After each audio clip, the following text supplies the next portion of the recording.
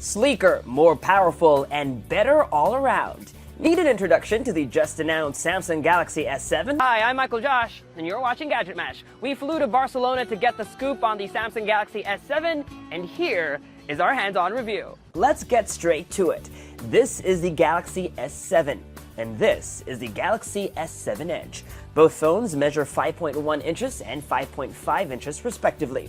Design-wise, not much has changed since last year, but that's not surprising because the S6 redesign was well received.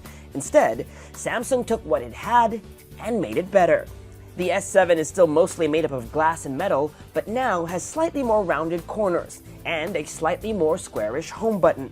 The display has an even narrower bezel, meaning it's flushed against the sides of the phone. Button and port placements are the same, volume rocker on the left and power button on the right. Micro USB charging port, headphone jack, speaker grills, and microphone on the bottom. Notice no USB Type-C. Moving on, up top you'll see there's a SIM card tray, but no IR blaster. But here's some good news. The SIM card tray has an extra slot for a microSD card, meaning Samsung is bringing back that once curtailed option for expandable storage. The phone supports microSD cards of up to 200 gigabytes. But the biggest design change can be seen and felt once you turn the phone around.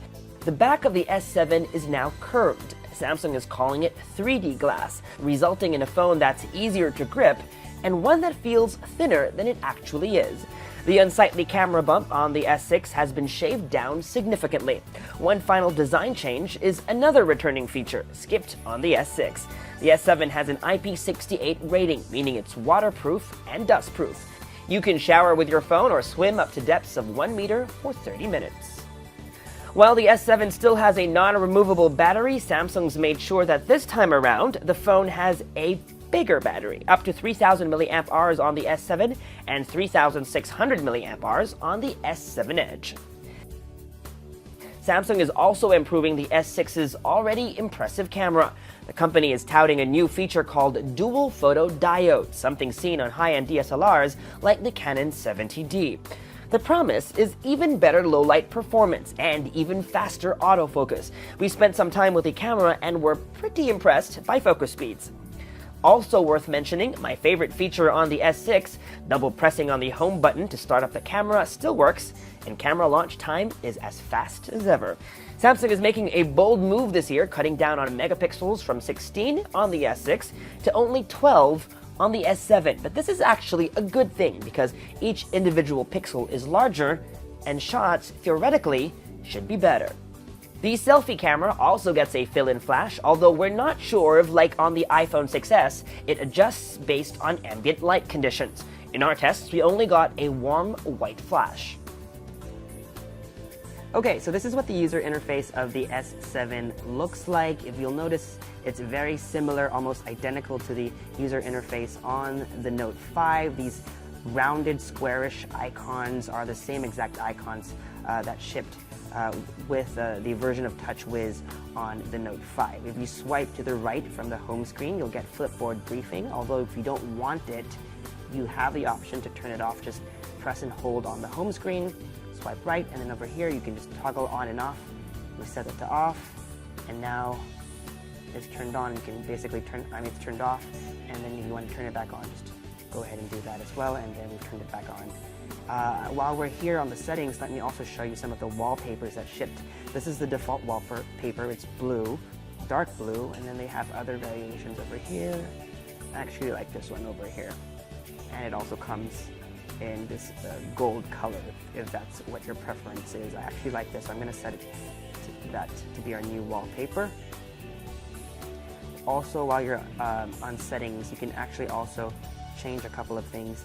You can change the icon spacing. Right now we're at 4x4, but if you'd like to fit in more icons, you could definitely go to 5x5 or 4x5, whatever you please. But let me just leave it here, and maybe let me just turn that to something darker for this video.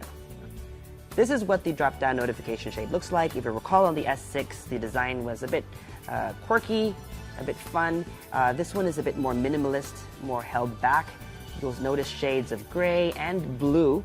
And if you look over here is a new feature of the S7, the always-on display. Currently it's set to on, We can turn it off with a tap, but let's turn it back on and then just switch off the display, and you'll notice in a bit this will pop out, and this is always on the display.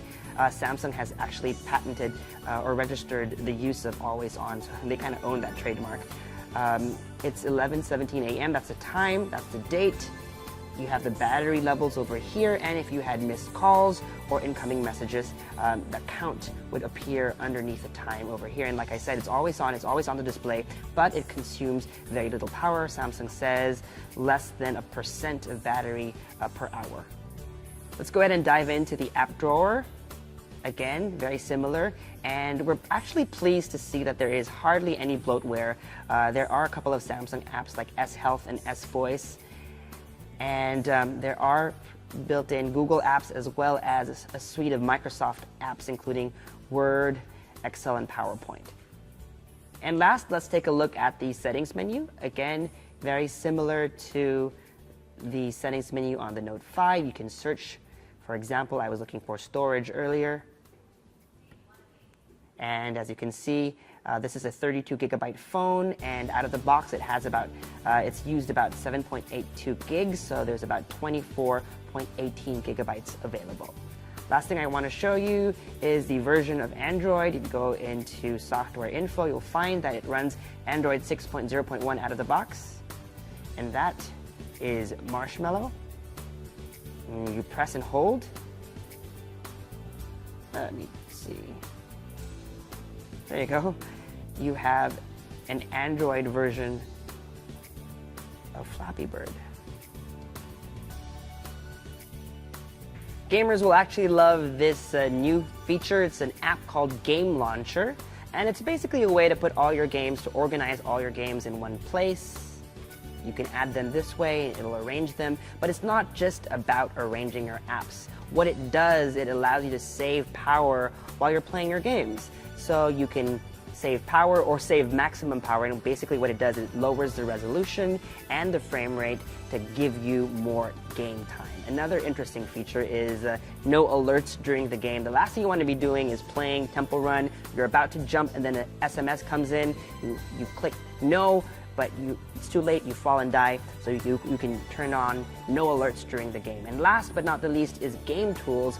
I can't show you that now because I don't have any games installed, but basically what it allows you to do is take screen grabs or even recordings of gameplay itself. If you're a YouTuber, this is a perfect tool for that. On the Galaxy S7 Edge, you'll notice that the Edge screen has been updated. Now there are 2 columns. The Edge screen just used to be over here. Now this entire thing has the Edge screen functionality, up to 10 different app icons or app shortcuts. But it's not just about app shortcuts anymore. If you swipe again, is a new feature called Tasks Edge. So it's not just summoning a specific app, but an action within an app. For example, being able to take a selfie, launching the camera and taking a selfie, or launching the messaging app and composing a message. You can go in and add other tasks. For example, launching the stopwatch from within the clock app, or for example, opening a new tab from within the browser. Right now, for now, as you can see, these are all Samsung default applications, but Samsung says they're opening up this feature to third-party developers, so soon your favorite apps may be able to give you extra functionality for Tasks Edge. And of course, a swipe one more time will bring up People Edge, and so if you have favorite contacts, you can assign up to 10 favorite contacts now with the new expanded Edge display or Edge screen. If you swipe some more, you can actually launch other widgets or apps like Yahoo News, although we're not connected to the internet, so we are unable to show that to you now, but that's what the functionality is like, and you can go in and customize that by diving into this settings menu over here, and you can actually add more Edge panels. As you can see, here are some examples of how that will look like. This looks like Flipboard. Over here is a stock ticker of sorts. Sports scores, you can add those in over there. And they all are provided by, this is provided by Yahoo Finance. And of course you can also include the weather, but I don't think that will work because we are not connected to the internet at the moment. that those should load over here if you set it up that way. And that was our hands-on with the Samsung Galaxy S7 and S7 Edge. We've got a lot more coming from Mobile World Congress, so make sure to subscribe to our YouTube channel, like our Facebook page, and follow Gadget Match elsewhere on social media. Until next time, I'm Michael Josh. Thanks for dropping by.